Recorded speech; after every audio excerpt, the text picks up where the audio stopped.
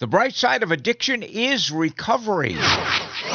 And recovery doesn't have to be perfect to be wonderful.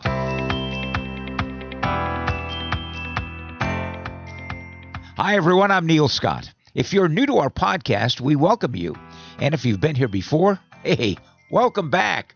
And if you're in recovery or you know or love someone who is, or you simply want to know more about the recovery process, or maybe you're a bit concerned about someone you know or love who is harmfully using alcohol or any other drug, well, this is the podcast for you.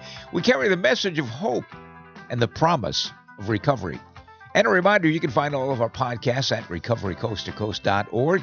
Recent episodes have featured interviews with astronaut Buzz Aldrin, Rock and Roll Hall of Fame members Bonnie Raitt and Dion DiMucci, former quarterback Ryan Leaf from the NFL, and an interview with actress Mackenzie Phillips. Plus, conversations with everyday people in long-term recovery, sharing their story, their insight, their path.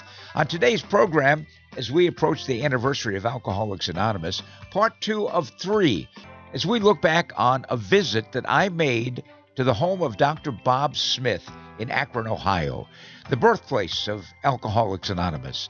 I'll share a conversation I had with Bob C., one of the volunteers at Dr. Bob's home.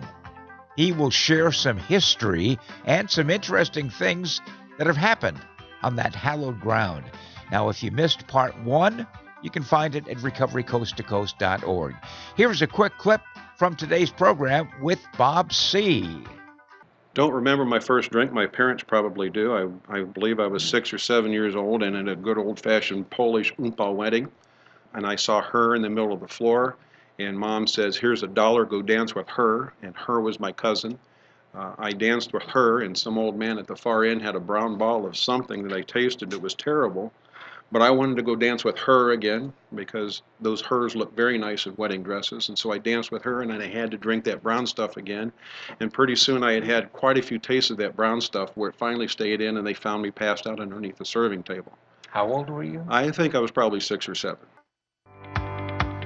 And later in the podcast, on The Last Word, we'll actually hear from Dr. Bob, co-founder of Alcoholics Anonymous, in a rare archived interview. Dr. Bob will again have today's last word. Our website, by the way, is recoverycoasttocoast.org. And if you'd like to help us out financially or know of a foundation or corporation that may be interested in underwriting part of our program, we would be ever so grateful. A reminder, our email address is recoverycoasttocoast@comcast.net, and we would love to hear from you. Recovery Coast to Coast is supported by Sundown and Branch, one of America's oldest, least expensive, and most successful treatment programs. They're listed in Newsweek magazine's recent list of America's top treatment providers. Now, if you Google the number of addiction treatment programs in the U.S., the number is close to, are you ready for this? 18,000. Now, some of them are very, very good, offering evidence-based treatment. Many others, they're fancy. They're high-priced centers that often feature swimming pools, saunas, private rooms with flat-screen TVs, and other amenities. But let me make one thing clear. Treatment for addictive disease is not a retreat. And believe me, you can't judge a treatment center by its advertising. Look beyond the glitz. Look carefully at the program and at the staff. At Sundown and Branch, they have a beautiful facility, but they're not flashy. Their motto is, the patient is the reason we're here. And it's just as true today as it was 58 years ago. Since their inception back in 1968, over 200,000 individuals and family members have been successfully treated at Sundown. And unlike a lot of the high-priced, profit-centered treatment programs, Sundown's a not-for-profit organization. Their rates are low. In fact, they're among the lowest in the country. Their bottom line is not financial. Their bottom line is long-term recovery. And their staff has been together for a long time, which is very important. They're paid well. They love working with patients and families. In fact, the staff is family. If you or someone you know has a problem with alcohol or any other drug, consider one of the best treatment programs around for nearly 60 years. Sundown M Ranch. Visit their website where you can take a look at their treatment philosophy and see photos of their facility at the mouth of the beautiful Yakima River Canyon, not far from Seattle. Sundown.org. It's where recovery begins. That's the sound of pouring coffee, and it's time for coffee and conversation. Today we present the second in a series of 3 interviews that I did a number of years ago when I visited the home of Dr. Bob Smith, co-founder of Alcoholics Anonymous. I actually did the interviews at the table where Bill W. and Dr. Bob sat and created the cornerstones of AA. Here's my conversation with Bob C., one of the service-oriented volunteers.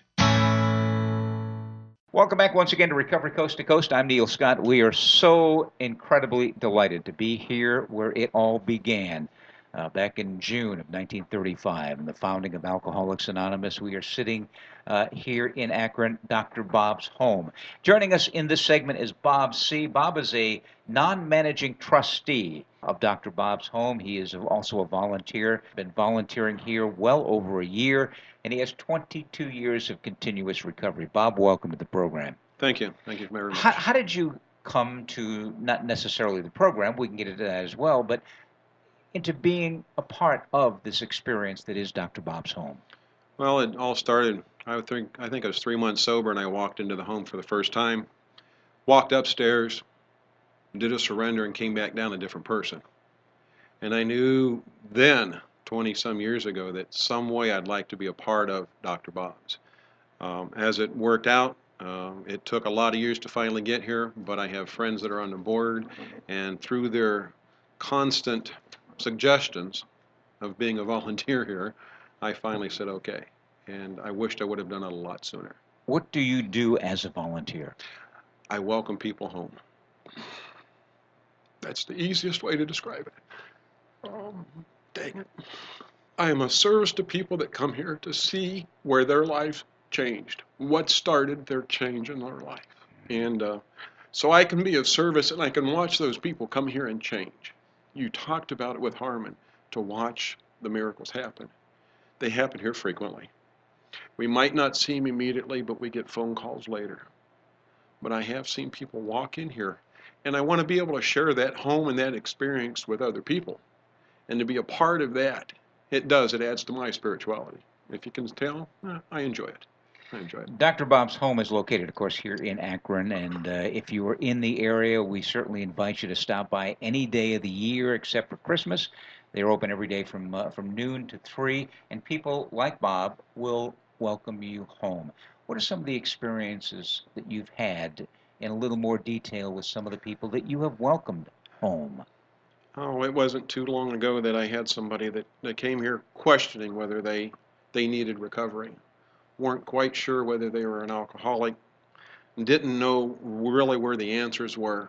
And I spent about an hour and a half in the house with them, going through our big book, asking them questions right out of that big book, not trying to convince them of anything, allowing them to answer it for themselves. And they walked out of here with an answer. They walked out of here with the beginning of recovery that they did not know if they needed or not. And they found it within themselves. That wasn't my doing. That's just how God used me in that road of recovery for somebody else. To watch people come in here and say that they thought that they have had God in their life, but when they come here and they leave with a God experience, that's rewarding. To see people down the road or at other conferences and go, man, that was the best thing I ever did for me, was to go to Dr. Bob's. Tell me about Bob C.'s journey and coming into recovery 22 years ago. Well, as we like to say from a podium, I'm not here for a long drunkalogue, and when we say that, look out. But I won't give you that. What I can definitely tell you is that I drank just the right amount for just the right amount of time, just the right amount of wrong things to get me into Alcoholics Anonymous. I've actually had somebody say, would you go back and change any of that? And I go, no. The pain that I caused my family, and all the suffering that I caused other people, I would not change that, because if I did, I would not be in recovery today. And it happened on November the 8th of 1989, and actually my family did an intervention. The family stepped in and said enough is enough, and most interventions don't work, but I tell you what, if you're thinking about one for your family member, try it, because every once in a while they do. I am a product of that. Did you go through treatment? I only was in treatment 4 days. Mm. That's back when insurances were changing some things, and they says, you're done.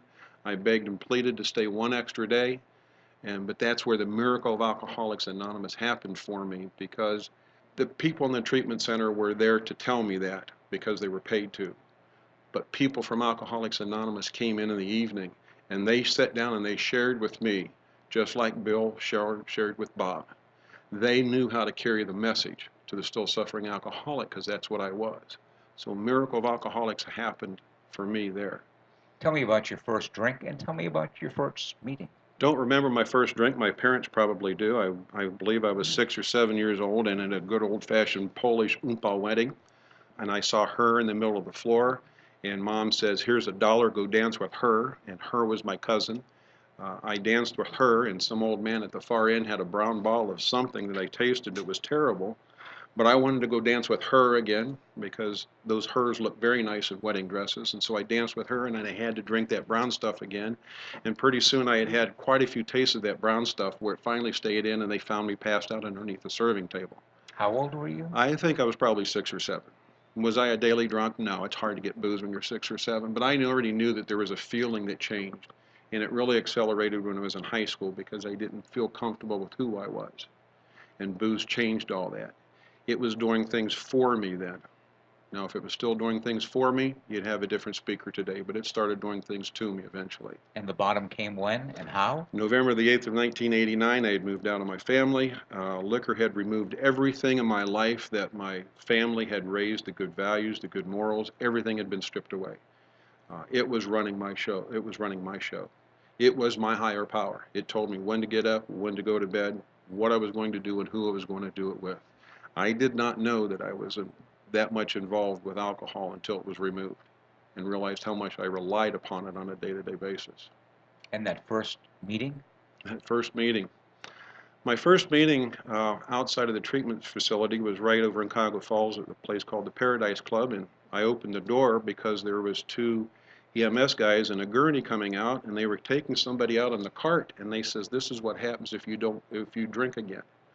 That scared me sober for about 3 months. There was 2 groups of people there. There was you, and then there was me. I was scared to death and didn't know anything that was going on, but I just sat there and listened, because something was happening in that room. There was laughter, there was sunshine, there was everything that I craved from the bar room was in those rooms there, and nobody was drinking. Any compulsion to drink during those first couple of years? No. I would have to say that I had one of those experiences similar to Bill, that my 3rd day in treatment, something happened. There was and I'm going to try to tell this story because it's important for me. There was a very good friend of mine. He was the neighborhood dad. If you lived in a neighborhood for a long period of time, you always had a neighborhood dad. Many of our fathers worked at the rubber factories, evening shifts. This guy was a carpenter. He worked during the day. He was home every night. His name was Homer. He had kids that I played with. The day I went into treatment, he was diagnosed at 54 years old with leukemia, and he went into the hospital. My mom visited him every day as she visited me, and Homer, all he cared about was coming to see me. He wanted to get out of the hospital before I did so he could come see me. That's how much he cared about other people in his life. He had unconditional love for us no matter what. He was just a neighborhood dad. Homer passed away before I got out of treatment. He had an aneurysm while he was in there, and I firmly believe to this day that his concern for me, because that's all my mom talked about was how much Homer wanted to see me, that his concern for me, to do something for me, that when he died, he took my compulsion to drink with me, with him. Because something happened in treatment that I've never fought the thought of drink since then. Has the thought came in? Oh yeah. But I've never had to fight that thought. It comes and it goes before I know what happens. I firmly believe that Homer was able to remove that compulsion to drink that very day. What is recovery like for you today, Bob? Ups and downs, life, There is life on life's terms, but our big book has us living a new way of life. I don't have to live life on life's terms. I've got a different way of life. I have a different way of looking at things. For me, I am fortunate that what I do as a hobby has turned into an avocation, and I get to travel around to a lot of different conferences and meet a lot of different people. I thoroughly love it. I see the fellowship up around me. I have the program outlined in that big book in my life. I have a God in my life that I understand and that I'm close to and that I trust. So, as a volunteer for Dr. Bob's Home, you also go out and carry that message as well at conferences and speaking engagements. Yes, sir.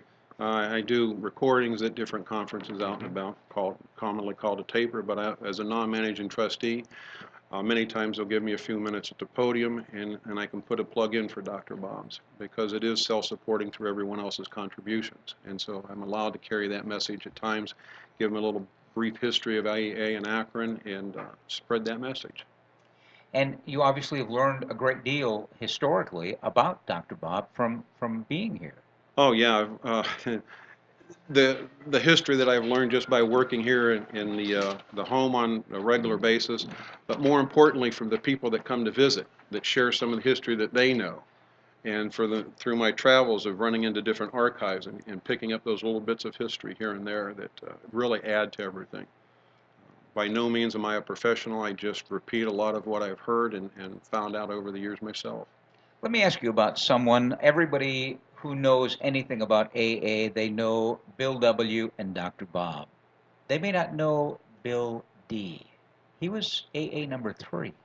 Bill D., alcoholic number 3. Yes, he was actually a lawyer here in Akron, over in the Kenmore area. He started a group in Kenmore that's still active. He is what we normally would call the man on the bed. Bill and Bob sit here at 855 Ardmore Street, and they knew that they had to carry the message to another alcoholic.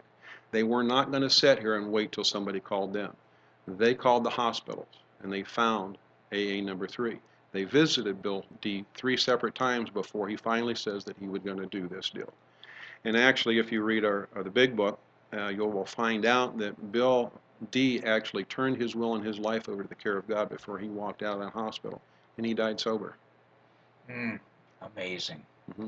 Bob C. is joining us, Recovery Coast to Coast. He is a non-managing trustee here at Dr. Bob's Home. You can find out about the home by going to www.drbobshome.com. That's DRBOBSHOME.com. And you're self-supporting through your own contributions as a nonprofit entity, Dr. Bob's Home. People who might like to either A, give money, or B, give items that might be connected to the history of AA. Yes, we own a second home here on Ardmore Street where all our archives are housed. And if anyone has anything they would think that would be pertinent to the history of Alcoholics Anonymous, we love donations like that to add to our archives here, because we have a walking history here. You can come here and learn a lot of different things about Alcoholics Anonymous, where we were at, where did we come from, and hopefully where we're headed. So please, if you have anything you feel free that would add to the history of Alcoholics Anonymous, drop us a note.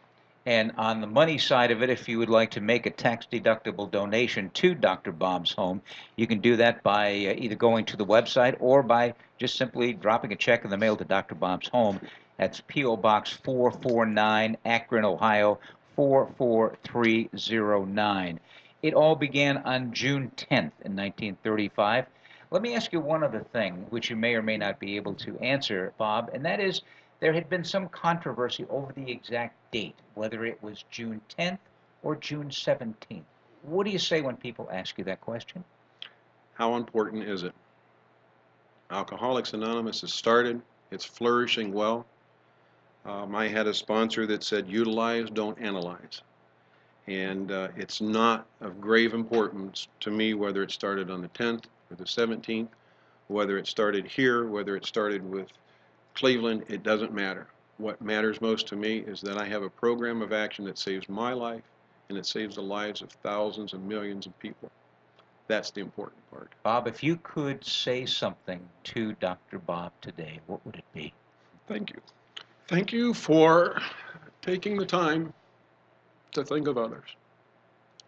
Thank you for the insight to know that there are people out there that needed this. And if you've got a minute or two, I'd like to tell you a story that did happen here now that you say that. There was, if you've noticed out front, there was a rock between the two homes, and the rock used to sit right in front of Dr. Bob's on the corner. And around the house, it's on a corner lot, and there's about a 3-foot concrete wall there. And I was sitting on the front porch with a young man of mine one time, and we were reviewing the steps, going through the big book. A day very similar today, sunny and comfortably cool. And it was about this time in the afternoon, to be exact, and we noticed a little boy, probably 7, 8 years old, step up onto the yard and walk over to the rock. And I looked at him and looked at my sponsee, and I says, well, I wonder what he's doing. And my sponsee He says, well, I think he's praying. And I says, he's 6 or 7. He's not praying. He's probably going to climb on a rock or look at what's inscribed. You know, I was being real spiritual at the time. And my sponsee says, no, Bob, he blessed himself. And he knelt down on the other side of the rock. So we turned around and we watched. And in a moment or two, that boy stood up from the other side of the rock and he blessed himself again. And I come off the porch and stepped into the yard, and he had stepped back down to the sidewalk. And I said, excuse me, son, what was you doing down there, praying? And he said, yeah. And I says, well, why would you pick this place to pray? He says, oh, I got a friend that needs a new life. And I says, well, again, why would you pick this place to pray? He says, well, I understand that there was a man that lived here that gave people new lives when they needed it. And I says, well, what's wrong with your friend? And he says, oh, his wife died and he's drinking too much and he needs a new life, so I come here to pray for him. Now remember, this boy's 6, 7, 8 years old. And I says, so again, why would you pray here? He says, well, he needs a new life. And that man that lived here, I know, did that a lot with a lot of people. And I says, well, would you do me and my friend a favor? And he said, well, sure. And I says, well, would you lead us in a prayer? So the boy stepped back up to the rock, and he looked at me, and he's a little guy, and I'm 6'3", 6'4", on a good day. And my sponsee was that tall, and he was standing between us, and he looked up, and he grabbed us by our hands and yanked us down to our knees. And he says, I'd love to pray with you. My mommy don't even pray with me. And he looked up at the sky and he said, God, and Dr. Bob too. My friend Steve, his wife died and he's drinking too much and he needs a new life. So could you please give him one? And he stood up and he started to bless himself. And I says, do you mind if I say anything? And he says, no, that'd be great. Like I says, my mommy don't even pray with me. And so he knelt down, and just like God would do, he put his arm around me, he put his arm around my sponsee, and he pulled us in nice and tight. And I looked up at the sky and I says, God, and Dr. Bob too. I says, you get Steve to Alcoholics Anonymous and we'll take care of it. So friends, if you ever meet a new guy named Steve, know that the boy was praying for him right here at Dr. Bob's. That's why I volunteer here. And as Paul Harvey would say, here's the rest of that story. After that little boy stepped back down the sidewalk, he walked down the sidewalk, and my sponsee and myself climbed back up on the porch, and I looked at my big book and I looked at my sponsee and I looked at my big book again and I looked at my sponsee and I says, I think we're done. He says, what do you mean? I says, how can we top that? The volunteer that day at Dr. Bob stepped out on the porch and he says, well, what was that all about? Who was that? And I looked at him right in the eye without hesitation. I says, you will never convince me of anything less than that was God showing up as a little boy to tell us to keep Alcoholics Anonymous just the way that it is, because Steve's coming. And if you don't believe me, look down the sidewalk, because I will guarantee you will not see that little boy. I left that day knowing in my heart that that was an experience I would never, ever forget. I called my sponsor and told him about it and cried just like I am now. My sponsee, on the other hand, did not have the faith.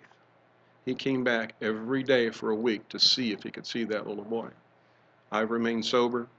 My sponsee has struggled with sobriety. Do I have the faith to believe? Yes, I do. Faith of a child. Yes. Bob C. joining us on Recovery Coast to Coast. We are at Dr. Bob's home. Well, I hope you've enjoyed my conversation with Bob C., who celebrates his recovery by extending his hand and his heart to others.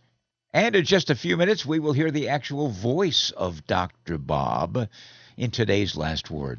By the way, I want to remind listeners of this podcast, if you'd like to tell your story of recovery, regardless of the path you've chosen, and as long as you have been in continuous recovery for a year or more, drop us a note at recoverycoasttocoast@comcast.net. Coming up next, today's last word, the actual voice of the co-founder of Alcoholics Anonymous, Dr. Bob Smith. That'll be in 30 seconds.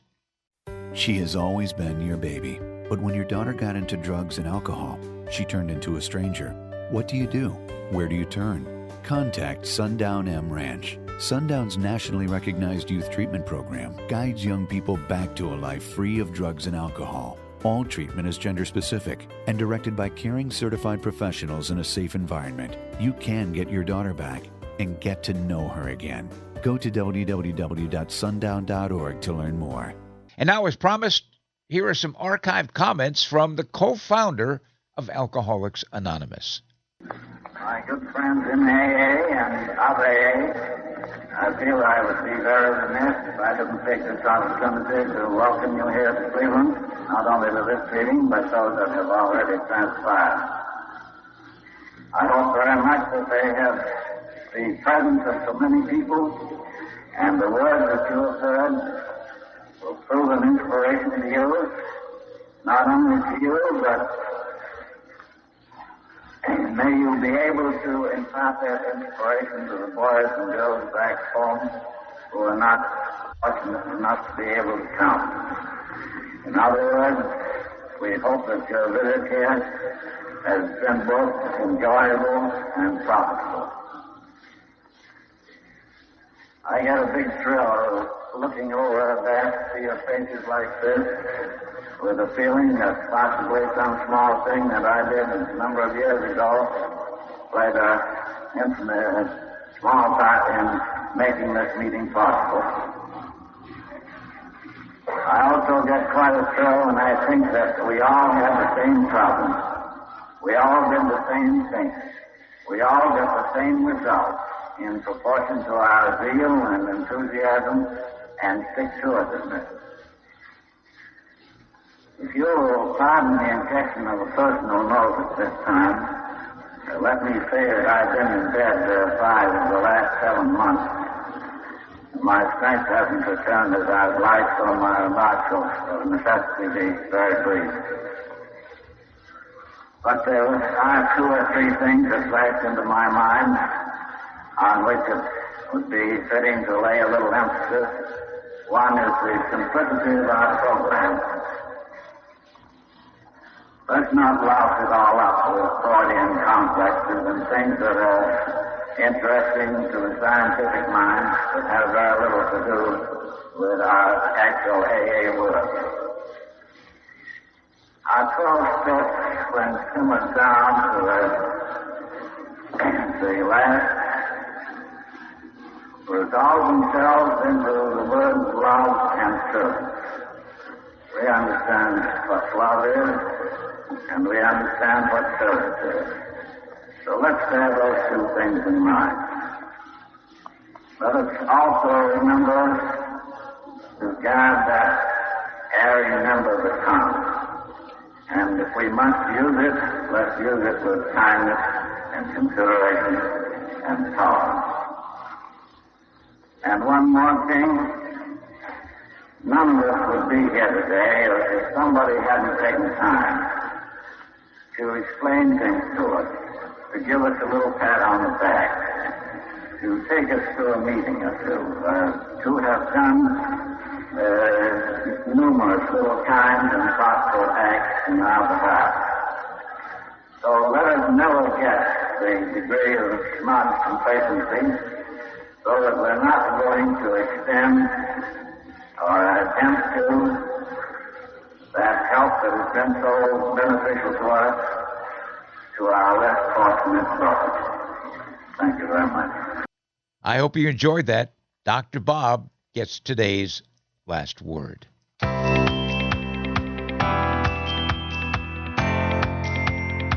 Well, that wraps up this edition of Recovery Coast to Coast, the national podcast. If you've enjoyed our podcast, and we certainly hope you have, please share it with someone else. You can find all of our podcasts at recoverycoasttocoast.org. And if you'd like to get in touch with us, our email is recoverycoasttocoast@comcast.net. And also, please hit the subscribe or follow button. It's free, and you'll be notified the next time we publish a podcast. If you're considering treatment for a friend or a loved one, be sure and visit NAATP.org/AID. That's the Addiction Information Directory. It's a list of those treatment programs that adhere to the strict ethical guidelines. And of course, one of them is Sundown M Ranch. But there are a number of others around the country that are good, solid treatment programs. And join us next time for America's Voice for Recovery, Recovery Coast to Coast, the national podcast. And another shout out to our sponsoring organization, Sundown M Ranch, where recovery begins. Sundown.org. Hey, I'm Neil Scott, reminding you to stay healthy, live in gratitude, and be kind to others. Remember, the bright side of addiction is recovery. Pass it on.